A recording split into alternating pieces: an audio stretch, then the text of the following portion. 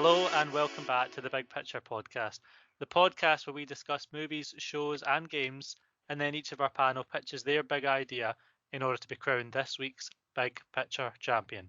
So, let's see who we have joining us today. Our first pitcher not only has the eye of the tiger, but thanks to a history of underground animal cage matches, he also has his head on his wall as well. He did his time, took his chances, and now he's rising up to challenge of his rivals. It's Lewis. How you doing today? Not very well if I'm mounted on a fucking wall. That's quite an intro, Stuart. I appreciate that. But no, to answer your question, I'm doing all right. How are you doing? Yeah, I'm doing good, thanks. There's a lot of lyrics that I had to transcribe for these intros. I had to sift through a lot, but we do what we can. Just like you going up against literal animals in a cage to the death. Yeah, new YouTube channel coming to Big Picture. Don't tell Peter. Yep, don't tell them at all. Or Warner Brothers, they might. I don't know. The music, they might strike us. But yeah, good to have you. Next up, we have a man with a simple heart and a simple mind. The only thing he asks is that you don't forget about him. Don't. It's Rhys, everybody. How are you? Don't you forget about me. That's a great song. I'm glad that was my song. You're welcome. Do you know what? I really struggled. I was like, I don't know what Rhys actually likes, like in terms of music or film, but and I really couldn't go with any of those chants that we were talking about before we started recording. You really exposed the fact that we're the Phoebe and Chandler of the group. Yep. Which one's Phoebe? Me, because I'm way cooler. That is true. And last but not least, we have the romantic of the group. He don't need money, he don't take fame, and he don't need no credit card to ride this train. Welcome back, Jack.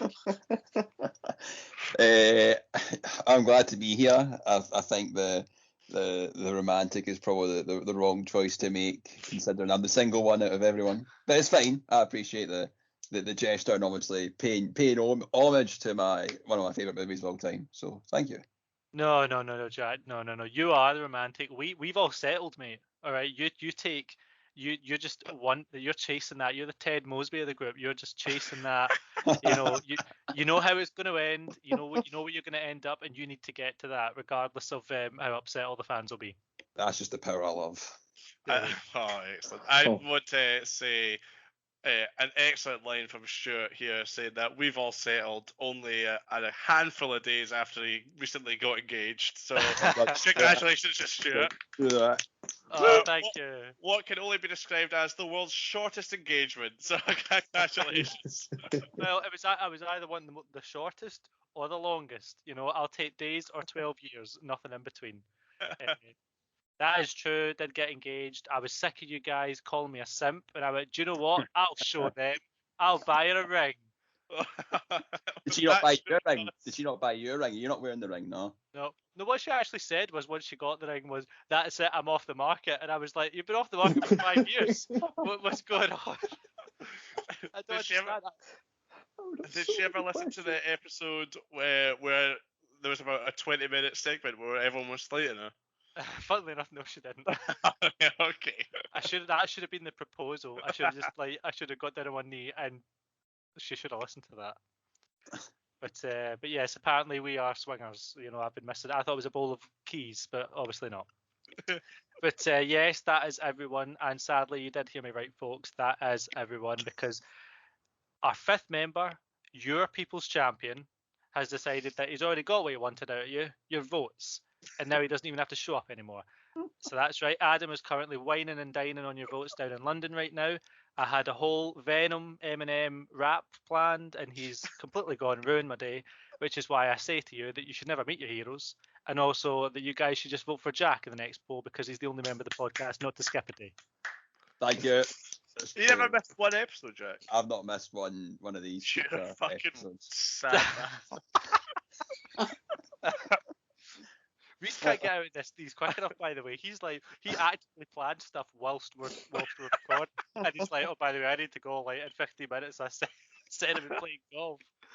That actually does happen most weeks, but I'm not gonna change. So Fire Although on. we do need to finish in an hour so you can watch the football. That is The true. football starts in an hour. Oh, quick pitches. Anyway, the show must go on, and what a show it is, because in case all the musical introductions didn't give it away, we are talking about movie theme songs. Specifically, what is the definitive movie theme song? Now, we all really love a good song to show up in a film and, really get us going. And we don't mean like in a musical where they're all singing, all dancing all the time. No, we mean that song, the song, when you're watching a movie and then out of nowhere, it plays. I'm talking Ray Parker Jr. telling us who we're going to call in Ghostbusters, or Whitney Houston chopping some onions with I Will Always Love You in The Bodyguard. So now we know what we're talking about. I'm going to come to Rhys first. I will ask you, what makes a movie theme song for you? Right, it's a great question. I think the most important thing for a movie song for me is that it needs to mirror the film that it's going up against. So, like a good example that you just gave there is "I Will Always Love You" by Whitney Houston. Perfectly encapsulates what The Bodyguard is as a film. It shows the emotion, and the montage that goes through it in the music video is also great. It just shows you how she truly feels towards her bodyguard by the end of the film. Of course, it slowly gets to this just grand crescendo of just a big belting out of "I Will Always Love You," and it's just a fantastic example of how the song perfectly mirrors the film, and that for me is what makes the perfect movie theme song. Yep, because me and you, we know Rhys. We know that Kevin Costner and Whitney Houston, they won't always be together, but they will always love each other. And I've never seen the film. This is what somebody described to me, by the way. I've only caught the end of it with the run off the plane. And I genuinely thought like she'd actually forgotten a bag or something like that. But then I was like, all right, okay. So I feel like I know enough about The Bodyguard now to actually make that analogy. But what about you, Jack? What do you look for in a movie theme song? I need for my themes. I need it to be so that when I listen to the song, I'm not like, oh, that's so and so song. I need it to be, oh, that song is in that film. Blah, blah, blah. For example, when I hear "Lust for Life," I just think of Trainspotting, but it's probably because it's also that kind of mirroring factor that Rhys is on about as well, because there is like they're kind of chasing their like whatever they want their life to be, get like chasing that high type thing with that. It's just whenever I hear the song, I need it to make me think of the movie. So like just having random bits of music in and about kind of doesn't do it for me. But if there's that one big thing that just makes me think, oh fuck, I'm always going to connect that song to that film, that's exactly what a movie theme song should be. So what we're both looking at is big thematic relevance, but also, something that defines it, something that like really, whenever you hear that song again, you instantly connect the dots there. Lewis, what about you? What's your criteria for a really good theme song? I was thinking about this earlier, and one thing that I particularly enjoy when it comes to movies theme songs is when they act almost like a garnish to the final of a meal. When everything's been set up and then that music hits and it's just like boom, it just gives that extra bit of flavor, pizzazz, jazz hands, insert any theatrical reference I can think of. And a few that come to mind is I don't know why it was the first one, but it was Bad to the Bone with Terminator. When Terminator arrives and that guitar riff hits, he's in the bar. Oh, it just, yes, there's better theme songs, I guess, more recognizable ones, but for me, it's when a music adds that little bit extra and really ramps up a scene is what I really look for. That song, whenever I hear it, always just reminds me that I can't pop sunglasses just like Arnold Schwarzenegger, so it makes me sad. But it is a I don't great know. song. I think if you compare yourself to Arnold Schwarzenegger, you'll find yourself falling short in some capacity often, including ability to speak, apparently. Well, I haven't cheated on my wife, so so far I've got that going for me. So far, working on it. Wow, we should have seen this. Really hope she doesn't listen to this episode. So, yeah, you guys called her a have told. swinger and say you've got intent to cheat on her in Listen, the she, future. if I'd have known about the market thing, all right, I feel like that would have been a good thing to, at least, 5 years. I just would have liked, something, heads up, calling card, anything, all right. I get nothing. like Adam should go down to London. Don't tell us till he's there. That's a good point, actually. You know, I got slated for making plans while there's recordings. Adam he's gone away down to London, and he didn't tell us till he was there. Disgraceful. He's under the thumb. He's He's under the thumb. What's he going to do next? Propose? What an idiot. What's This episode's going off the rails so quickly, so fast. Yeah. What we Very talking about? Movie theme songs. So, you guys have kind of told us what you like to expect from a song in a movie. But these types of songs, they usually come in the form of a licensed song that already exists prior to the movie, or it's an original song that's been completely made for that movie. Jack, which do you prefer, a licensed song or an original song? I think, contradictory to what my pitch will be later on, I prefer original. I prefer a good original. Like the one I've picked later on is something that is pretty iconic for me and what that's kind of done in particular media and whatnot today. But like, for example, see like the Toy Story soundtrack, and then you've got like the old Tarzan and Brother Bear. That's all like original composition, and the theme song you get from that is like, that's just work of art, and that is something that totally signifies what the films are, because the music is written for the purpose of that. So I feel I probably get better enjoyment out of that. Jack, do you know you're the biggest ABBA fan here? This is why I'm asking you. Were the songs written for the film, or did the film incorporate the songs for like Mamma Mia? The film incorporated the songs. Oh, there we go. You didn't get that from like whenever they really have to put those really, like they kind of have to segue into the songs in a really weird way. Like I can only remember like, Does Your Mother Know? And is it not like some guy like hitting on one of like the mothers or something like that? Yeah. Yep. You're right. Yeah. Yeah. And do you know what? That would have been more impressive if it had been written just for that. Lewis, what about yourself? Jack's saying that he prefers an original song. What about you? You the same? Do you agree?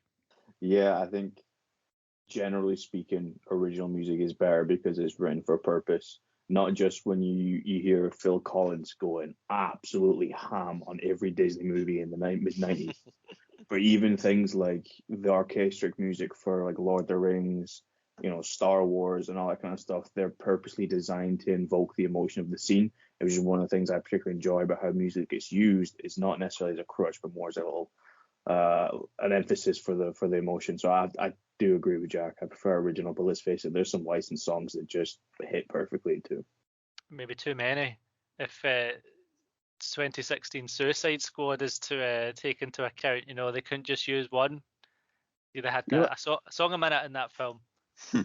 Yeah, or a song every 20 seconds for the trailer. There is something I think has become a bit overplayed, and this is maybe something for another day, but the use of licensed music for trailers as a sort of like, I don't know, a forgiven aspect of the trailer. So it can be absolutely shite, but because the song was good and it was kind of matched to it like some COD trick shot mixtape from 2011, everybody's willing to forgive it. I blame Guardians of the Galaxy. Yeah, it's probably actually a fair point considering how well they did it with the music, but I guess that shows a difference of execution versus Suicide Squad. That's an interesting point though, because I don't know, because you're right, like it is really noticeable now, and the difference is people, again, and I'm assuming it's executives that are taking note of the success of something like Guardians of the Galaxy, and they think, oh, it's because all this music's in it. But the likes of like Guardians of the Galaxy and the likes of Baby Driver, music's written in from the very beginning. Like those directors know exactly the kind of story they want to tell and the kind of music that goes along with it, because it's all linked in. So to kind of to stay with that topic, Rhys, do you think movies are relying too heavily on licensed music these days? Yeah, well, I certainly think yes, but I also think that there's no other option. I don't think you could. The way that films are going right now is that, and I put an article into the chat the other day for the boys to read. It was about how films are transitioning from being all about the actor to now being about the character. So you see a lot more superhero movies, and anyone can play that character.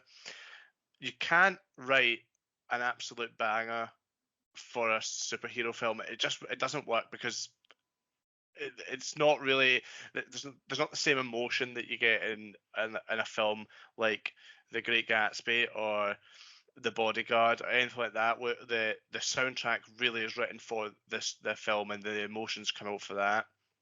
So you see a lot of films these days where they do use licensed music, and there's definitely room for it. Quentin Tarantino is phenomenal at needle drop, where he puts a needle drop, sorry, for anyone who doesn't know, is where you put a song in a film that the song has absolutely no relevance to the film, but it takes up the whole scene. And the perfect example of that is in Reservoir Dogs, where he plays Stuck in the Middle with You, and it's just a magic scene. It's one of the most memorable scenes in the film, and the song completely makes it, and it has no relevance to the film.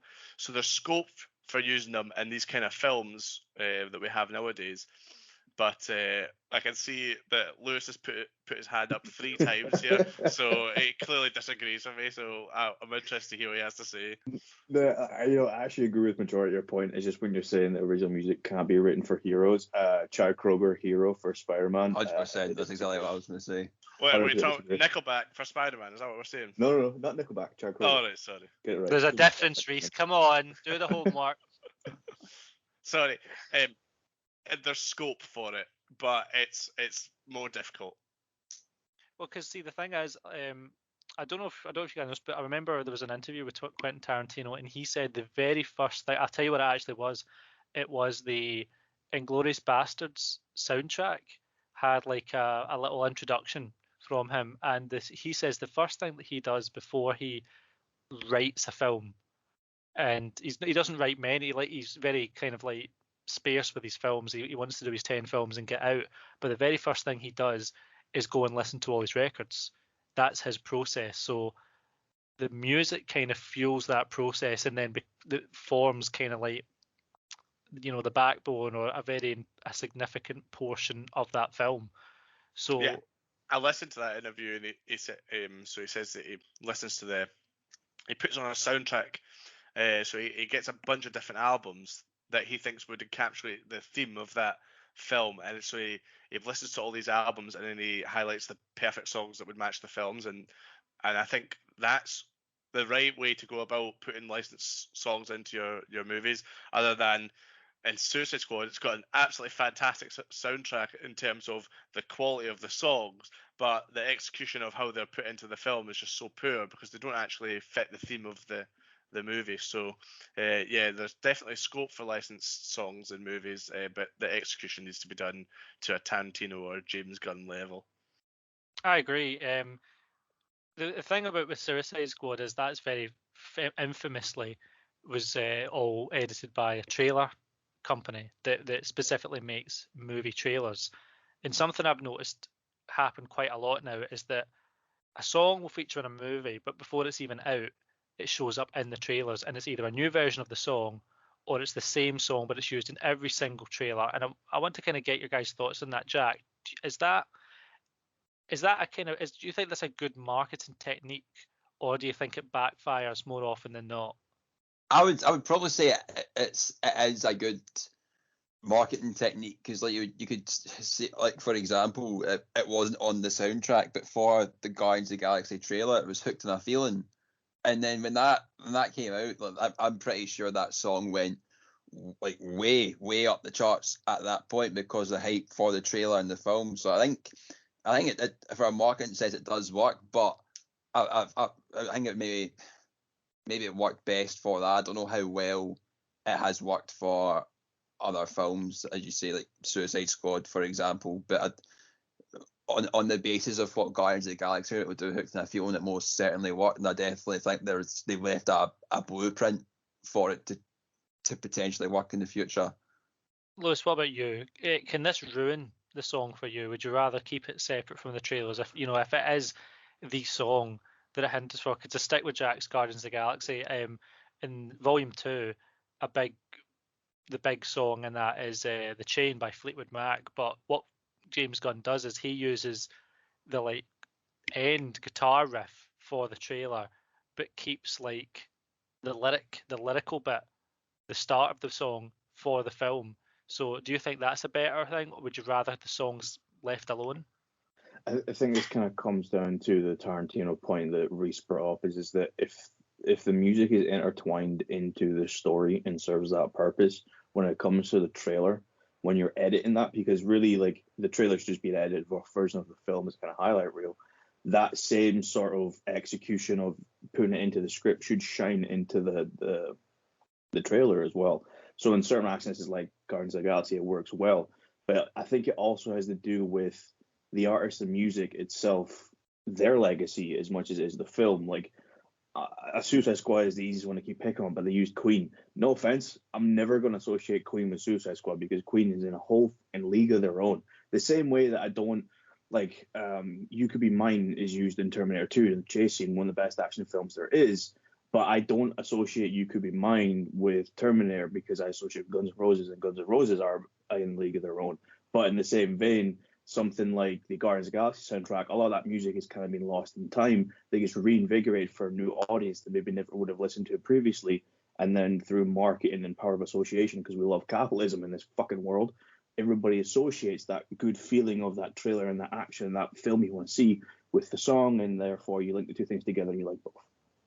I think that especially if I remember right with Suicide Squad, the trailer was the Queen version of Bohemian Rhapsody, but when the actual soundtrack got released, it was Panic at the Disco's version of Bohemian Rhapsody.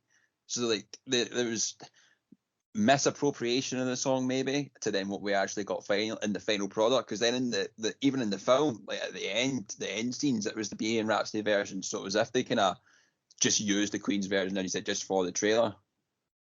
Not only that, Lewis, let's not forget Suicide Squad won an Oscar. Guardians of the Galaxy, no Oscars. So, somebody's doing something right. Not really. If you could say fucking Suicide Squad won an Oscar, I don't think anybody's doing it right. Will Smith, everyone. Only needed the one. They only needed the one. And that's why Rhys keeps coming at me with the Oscars, and I'm like, Rhys, the game won Suicide Squad. I don't care. It's ruined. They've ruined the Oscars. Maybe a topic for another day. Big picture and awards, how to fix them. More Oscars for Suicide Squad. Personally, I think this is a problem. I think that trailers get too hung up on the music, and I feel like, as people have said, made comparisons to like Guardians of the Galaxy trailer, Suicide Squad trailer, it's becoming a problem, I think, and I don't think it's going away anytime soon. Would you agree or disagree with that, Rhys? I think that the songs you use in a trailer are almost more important than the songs you use in the film, because the trailer is essentially what grabs in viewers who maybe wouldn't have watched it. And I think that for that reason, you do need to have absolute bangers in the trailer. And I think that it's definitely a problem. Well, it's not a problem for me, but it's a problem for you, Stuart, that's never going to go away. And I have enough problems to deal with. Like interrupting Lewis. Sorry. I think one thing as well is that with the world that we're in now, the importance of going viral and having views, if you have something that's noticeable and clicky and punchy, kind of like, I know I made the joke earlier, it is like trailers now are basically becoming almost like trick shot montages from Call of Duty in the mid 2010s. Like they're becoming like trying to be viral, trying to get clippable for Twitter and Instagram and so on and so forth. Ironic coming from a podcast, but it's becoming a problem because, one, the actual essence of the good of the film gets lost, and the other thing is I miss the movie narrator guy, like, in a world where pain is abandoned. Like, I want that guy back. Bring that back. Who left the fridge open? What are those Scorchers? The Scorcher films mask? From. Oh, again, I went off a Suicide Squad. Gotta bring it back, mate. Gotta bring it back. They did bring it back. It's out just now. It's zooming out. And do you know what? Surprisingly, there's not actually that much music in it, but it opens with the Johnny Cash song, and it is appropriate. Because another thing I hate about Suicide Squad is the songs are so wrong for the scene, because it opens up in a prison in Louisiana, like, oh, the house of the rising sun. That's got nothing to do with prison. It's just because it's kind of the same, like, it's stupid. You think they were just trying to be Tarantino and just like trying to throw in the music to make it seem like it was more powerful than it actually was? I don't even know. All I know is they went for the Oscar and they got it. Lewis, that's just it. They just needed the one. Back on track again. This is what happens when Adam goes. All right, Adam's got a lot of explaining to do. Adam is our moral anchor. He is, which is surprising if you've ever met Adam. You really Jack did not buy that one. I'm sorry. I couldn't like feign like kind of. I was going to say interest for that. I couldn't keep up appearances for that. So. What does feign and interest sound like? Who knows? I was getting worse. I moved up, Stuart. Apologies. It's okay. Right. Usually, you either get licensed or original songs, as we said, but there is another type, which is a cover of an already existing song, such as the absolutely fantastic cover of Holding Out for a Hero in Shrek 2, or the slow haunting version of Smells Like Teen Spirit in Black Widow. And I love it when like they take a really serious take on a song that has absolutely nonsense lyrics, such as Smells Like Teen Spirit, but it works. So, Lewis, I'll come back to you. What is your opinion on this? Are covers of existing songs, are they kind of like cheating? Is that kind of unfair to have them? To a degree, yes. I think it kind of touches on the virality moment of the film, so to speak. But in my opinion, if it's done with the essence of the character, that also ties it, like that serves a purpose, then I'm totally cool with it. And I think the best example of that, ironically, is Shrek 2, because you have both sides of the coin are being addressed by the same song. It's just the motivations are different for each person. And it works in the essence of the character because of who she is, what she wants, and how vindictive she's been. It works. And as long as it's kind of done like that sense, cool. Aside from that, if it's just a cover for the sake of like, hey, we don't want to pay the license fee, so we'll just have someone else do it, and it just like gets thrown in there. Nah, I like my music to act as a purpose for the scene and the atmosphere. And if it's not doing that, get it out of the film. Rhys, you're somebody that really likes more. You like to go beneath the surface on music. You like to look at the meaning of lyrics, and artists that come up with that, the first version of that song, obviously have a very specific view and they know what the meaning of is the song. So what's your opinion on this? These covers, are they too much for you? Do you like them at all? There's always room for a good cover song in music, and the boys will know from when we'd had the lockdown like Zoom pub quiz kind of things that my topic was music, and I would get you to list. I would give you the cover and I would ask you to do the who sang the original, because something that really annoys me is when people think that the cover is the original. But I do appreciate a good cover, and there's room for it. We can go back to earlier on when we were talking about Whitney Houston, "I Will Always Love You." That's a fantastic cover. That is, and it does perfectly work for the film. So there is room for it, but I would always think that in terms of, and I'm talking about in terms of like a masterpiece of a film like your Bodyguards, like a Great Gatsby, where you need like a great song to go with it. I would always recommend going for an original. But yeah, there's certainly room for it. Jack, I'm going to come at you here and I'm going to ask you to weigh on this.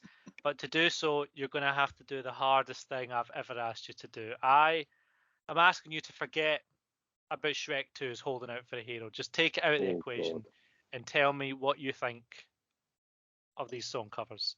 I like them. Aside from Holding Out for a Hero, there's the way that this like other song covers happen in that movie. So like Changes with David Bowie and Butterfly Bosha, I think that's how you pronounce it. I prefer that to the actual original version, and the way that's used in the film is like near on perfect for considering what's just happened in the movie. So I don't have, it's much the same as what the boys were saying. I don't have any issue with it as long as like it serves the purpose and it makes sense. I get like maybe folk probably will do it as like a cheap way of getting round stuff, but like if it's good and it fits, I'm alright with it. I'm happy. Well, just before we move on to the pitches, I'd like to give you guys a chance and just just shout out whatever you'd like. But if you would like to name drop any honourable mentions, because there's overrated, there's underrated movie theme songs out there. There's so many to choose from. But were there any for you that just didn't make the cut, but you just want to give a shout out to? Whitney's used to that. I'll always love you. I've said it enough times. Bad's a banger. Also, I've mentioned Great Gatsby a few times, and that's because Lana Del Rey, Young and Beautiful, especially the orchestral version.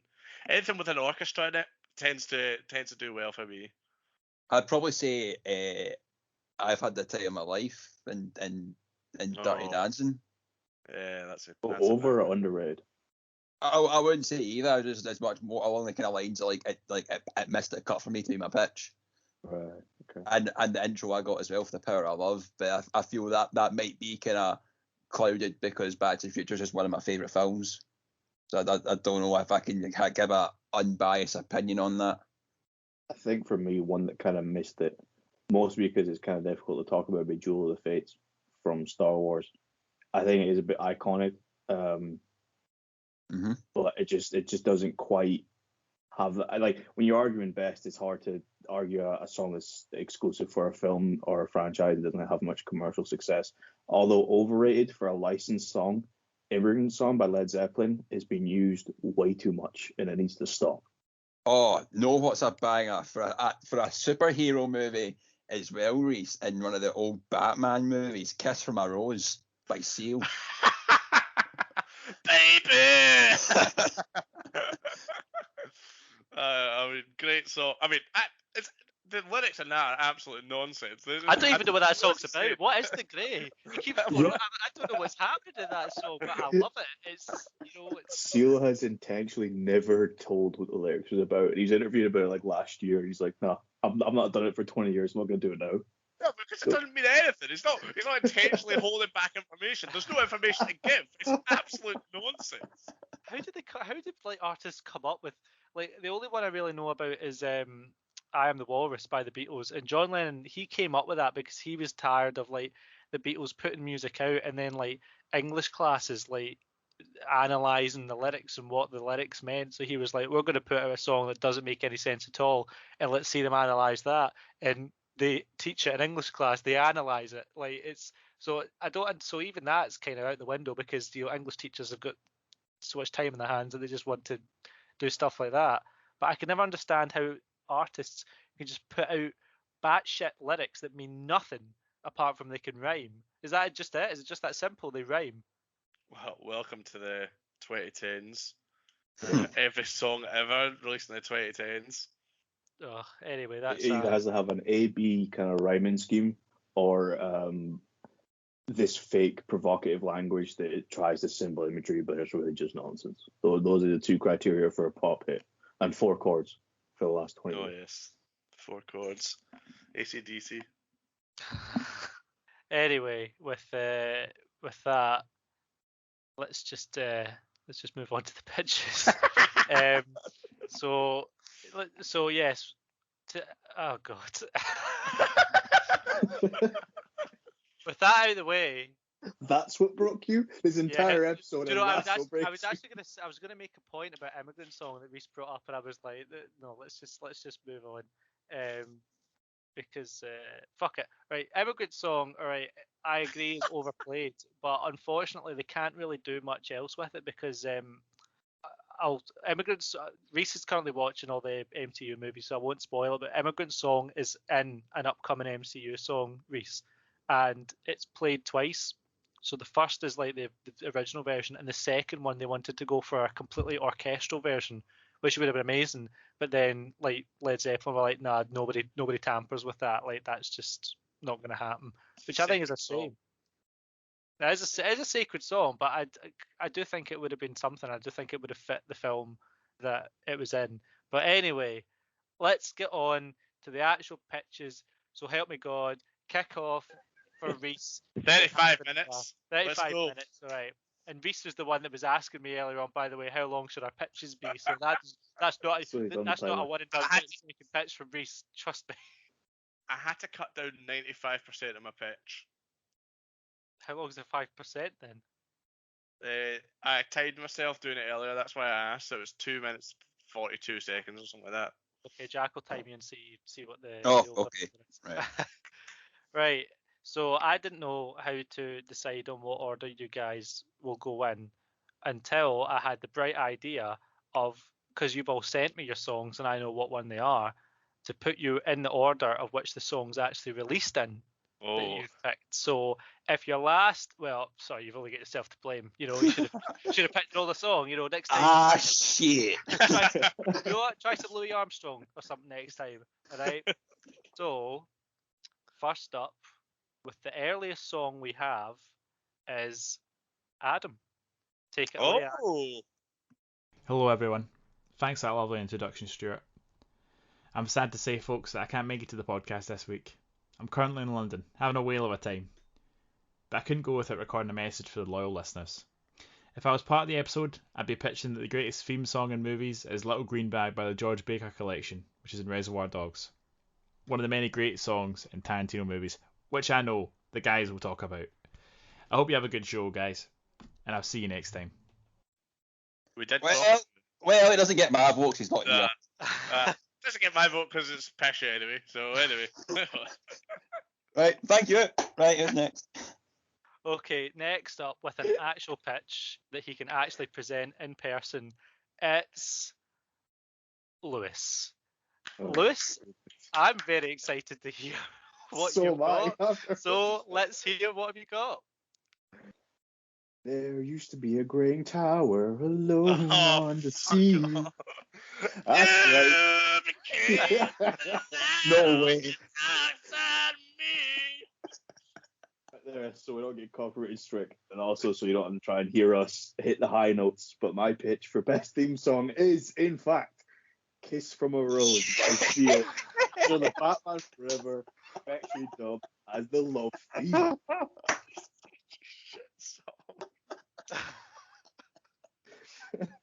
So here we go. Are you actually gonna pitch this? Yep. Okay.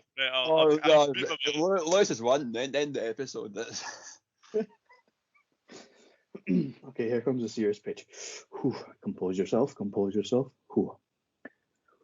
This song critically was received very well, with comments such as "sealed with a kiss. Here you get a ballad and a half. It's got the right pathos and the unavoidable violins. The thorn needed to show its sincerity comes from the razor-sharp alt sax." Another saying, a complete yet melodic song. It has remained a radio staple since it was first released and is still ready to explode. People way smarter than me have analysed the song musically and sing its high praises, pun intended. As evidence from 20 seconds ago, no one can hear this song and not help themselves when that lyric, "You become the dark side of me," and not give it everything they have to try and meet that vocal prowess that is Seal.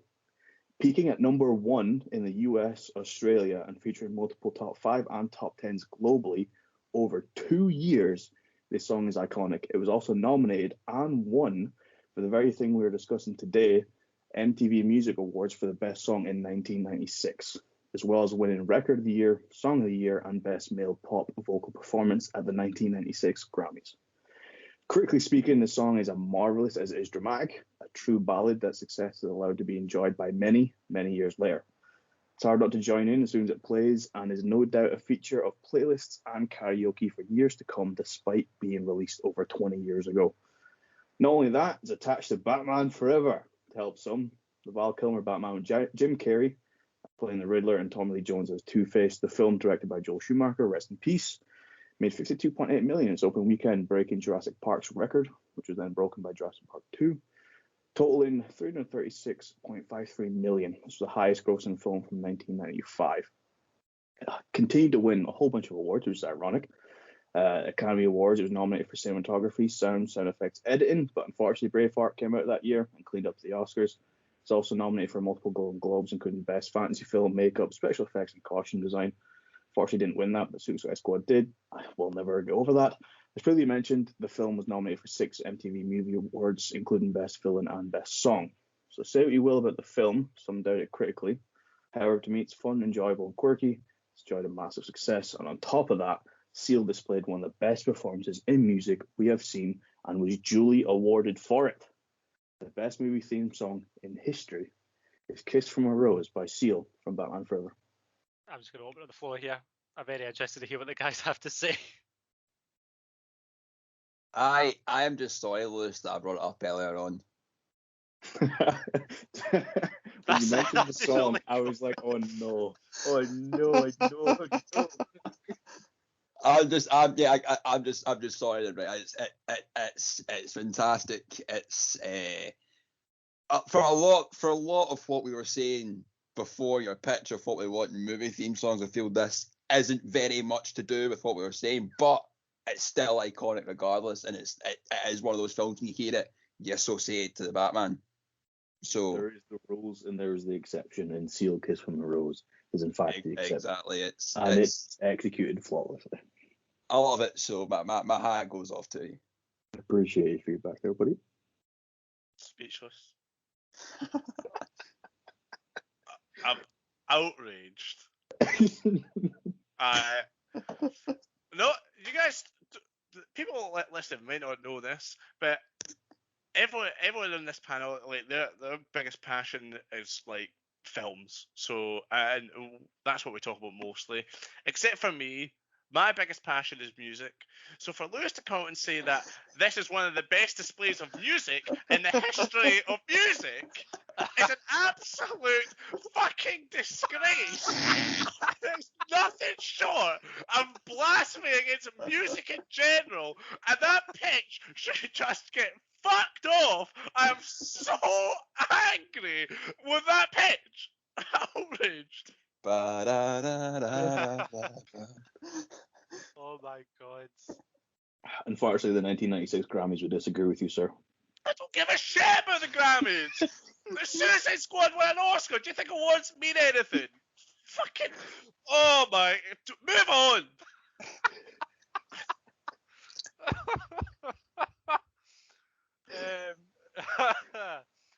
Okay, Lewis, that was a very good pitch.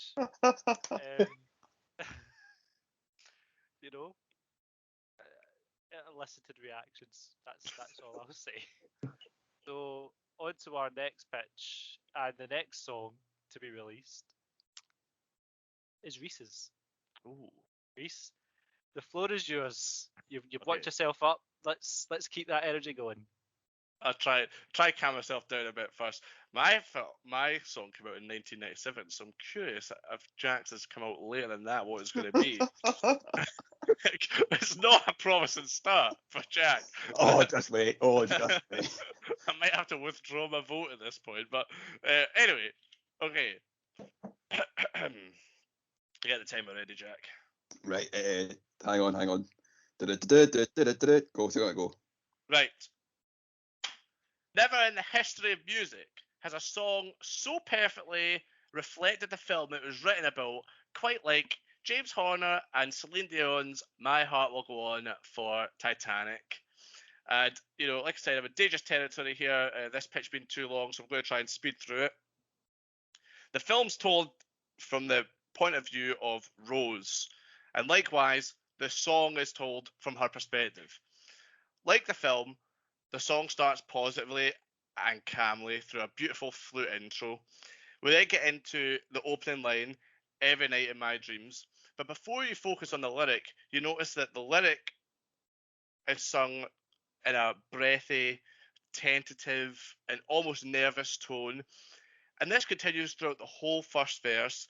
In fact, the same can be said about the entirety of the first act of the film.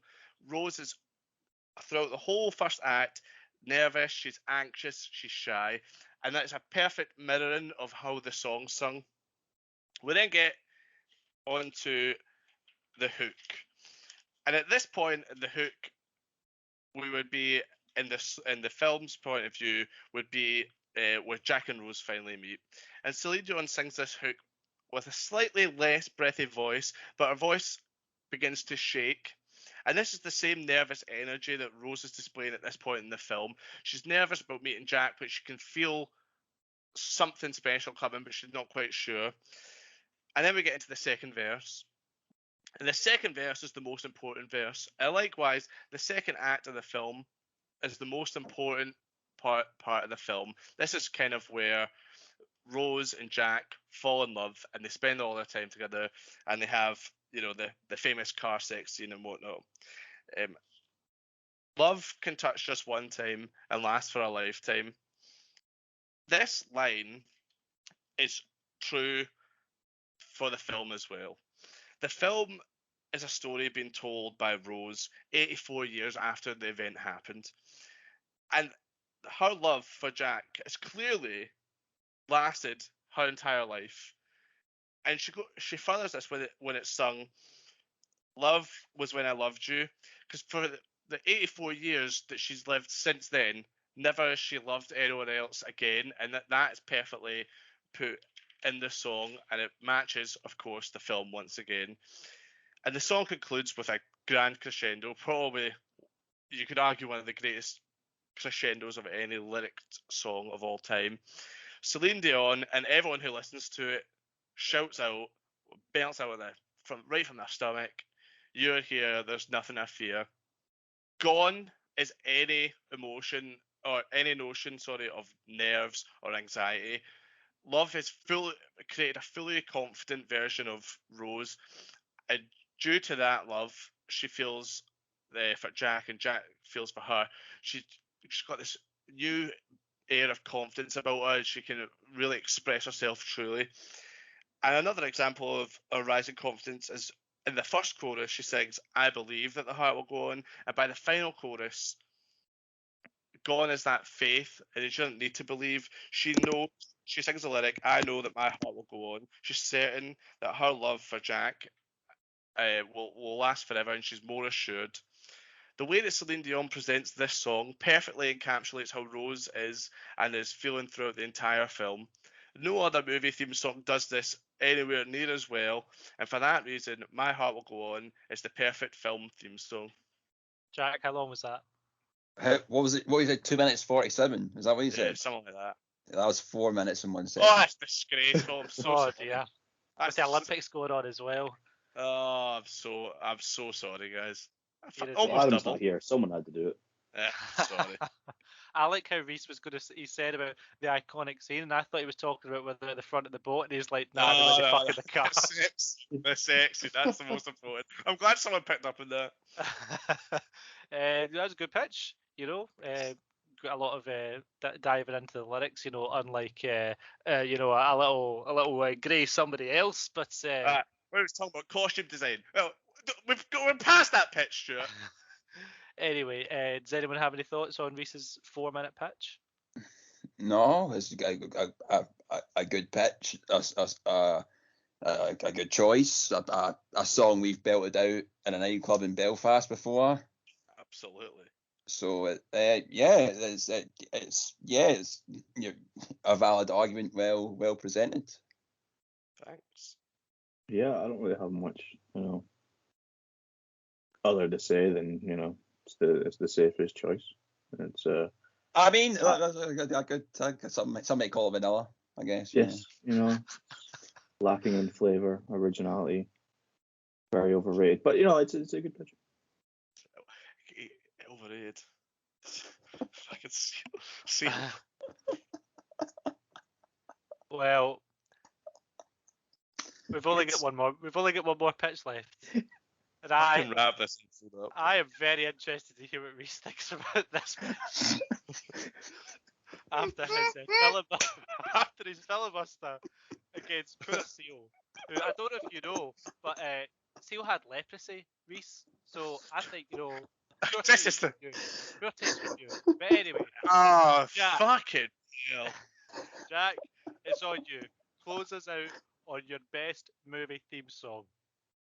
So I don't know, mine is the latest, and it was brought up in discussion before about covers that are specifically made for a movie, and if they work, they're great.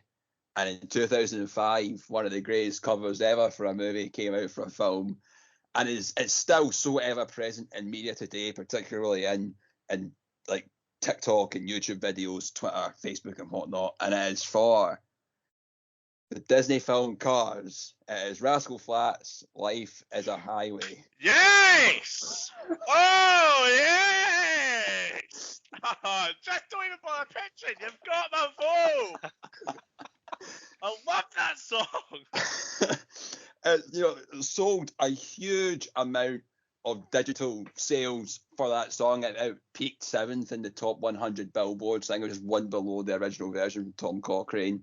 It also did win the favourite song from a movie award at 33rd People's Choice Awards. This song was at the scene when Lightning McQueen had just won his race, and they were going to travel to the final race in wherever it was for the Piston Cup, and he's getting ready to chase down Dinoco, and they're heading their way along the highway, and it kind of along that point it tells multiple different stories of like his life journey is to win the Piston Cup, to be sponsored by Dinoco, and they're traveling along the highway to this, and also it's not as if it's just the empty road around them. There's like just people just leaving the stadium.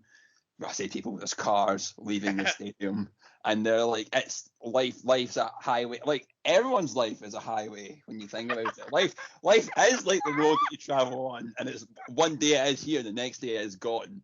And honestly, I can't think of a better. Whenever you hear that opening guitar riff, instantly puts a smile on my face, instantly makes me think of the film. And there's not many films where their songs are able to do that for me, and that is why Rascal Flatts' Life is a Highway is the best movie theme song of all time.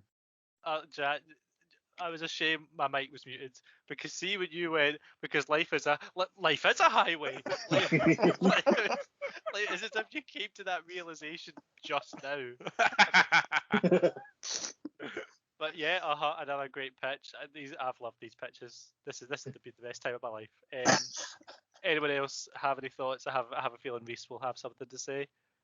Well, first of all, I think it's absolutely disgraceful that it's going to come down to it and Jack's going to win this, because to suggest that Life is a Highway is the best movie theme song of all time is outrageous. But you've got my vote, Jack. I mean, I fucking love this song. It's in my car. It's like my road trip playlist. Sorry, and it also reminds me of the scene in The Office where they're moving Michael's girlfriend away, and they're singing it in the car, and Steve and Dan are singing, and then it gets awkward and sad, and the song's still playing. It's on repeat. It's the only song. Oh, it's just an absolute creme de la creme. Thank you. Yeah, I don't really have much else to offer. We can pretty much guarantee this is a win for Jack, just placed on odds on responses to pitches. So, solid pick. It's a great song, fits the movie, does everything you want it to do. So, yeah, I'm all for it. Excellent. And that's that. All our pitches have been, they're there. So if our panelists could just send me their votes on who they think gave the best pitch. We have Lewis with Kiss from a Rose from the film Batman Forever, Rhys with My Heart Will Go On from Titanic, and Jack with Life is a Highway from Cars. 3 songs that have never been placed one after another like this in the history of music. I don't think it's very fair also for Jack to talk about download data in terms of sales, seeing as how he's the only one picking a song from the 2000s. But anyway, it is. While we are waiting, it's not my fault they picked songs for the 90s. You know what I mean? It's quite a gap from Adam's pick as well. We've got like the 70s all the way up, 2 in the 90s, and then 2005. But while we are waiting, I'd just like to remind the 2 people still listening to follow us on Twitter and Instagram @_the big picture, where you can send us ideas and vote in our fan polls, where you can decide which one out of the panel you thought gave the best pitch. I'm very looking forward to that poll. And with that, the votes are in. So with coming in last place with 0 votes, they said his pitch was unsinkable, and then it sank. it was Rhys. With my heart will go on with no vote. Sorry, Rhys. I think not enough talking about the sex scene in the car. That was, if you're taking notes, that's where I think you went wrong. But in second place, with 1 vote, the Allure of the Grey is too much. He gets that one curious vote. It is Lewis for 1 vote for Kiss from a Rose, which means our big picture champion this week with 2 votes is Jack Graham with Life is a Highway. Thank you. And all I have to say is get up, you David Campbell, because we spoke about this, and he was not happy that I picked this, and he replied to the Instagram story, and his choice would have been Aerosmith. I Don't Want to Miss a Thing. I meant to put that in my. I was thinking about I was between that and My Heart Will Go On. Yeah, because that's a great film. Armageddon. Oh. Honestly, like it's an absolute scam that I've won this today. It is. You're right. It's a scam. It is. This is. It's 100% should have been a Kiss from a Rose. But this is more gerrymandered if I've ever seen it. No, like as it goes, like it's not as iconic as what like My Heart Will Go On is, and like I Don't Want to Miss a Thing. I've absolutely finessed this, but you know what? A win's a win, and the big picture has decided the best movie theme song ever in the history of life is Rascal Flatts' Life's a Highway. That is true. That is what has been decided here today. And I know what you're thinking. When the hell is Adam coming back? Well, fortunately, I don't even know when he'll be back, actually. I'm assuming he'll be back for the next one. What is the next one? The next one is... I do this every episode. Jack, sing Rascal Flatts wants to get this off. I don't know. Life's like the road that you travel on. It's one day here and it's next day gone. There we go. That's all we needed. Highway. That's all we needed. So Adam better be here next time because he's hosting, and it will be the best Leonardo DiCaprio movie. So Rhys might go 2 for 2 with Titanic here.